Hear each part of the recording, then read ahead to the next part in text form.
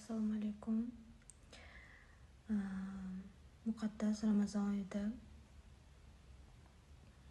biz bilamizki, hammamiz bir-birimizga kechirimli bo'lishni,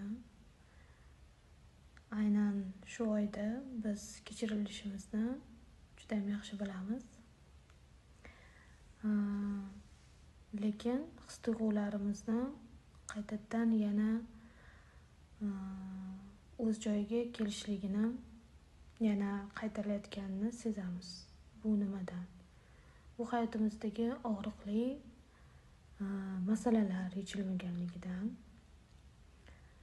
va qaysidir biz insonlar tilida shu dushmanlar orqali bizga yetkazilgan zarar deb tushunamiz. Lekin men sizlarni boshqa talqinda shuni tushuntirib o'tmoqchi edim. Dushmanlar aslida bu kimlar? Biz insonlar tilida bir-birimizga aytiladigan og'riqli so'zlarni, hayotimizdagi bo'lgan vaziyatlarni, insonlar orqali kelgan vaziyatni dushman deb bilamiz. Lekin bu vaziyatlar albatta Alloh tomonidan kelingan bo'ladi.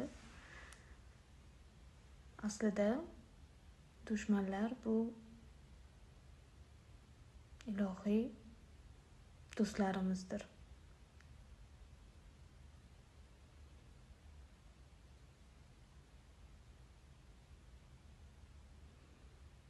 Aynan shu vaziyatda, shu insonga hozirgi vaziyatda siz nimadir his qilyapsizmi?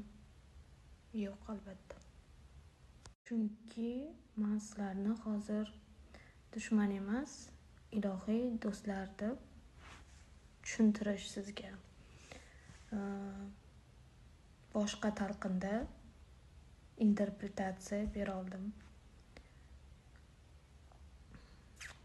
Bundan buyon sizlar har bir siz o'ylagan bu meni dushmanim, bu meni dushmanlik qilgan, kechira olmayman, juda ham og'riqli, menga dilimni og'ritgan, juda ham og'riqli vaziyatlarga duch kelganman degan vaziyatingizda aynan hozir dushman nazarida ko'rmaysiz va u insonga ilohiy do'stim orqali deb qabul qilasiz va vaziyatingiz albatta hozir o'zida o'zgardi. Nima sababdan vaziyatingiz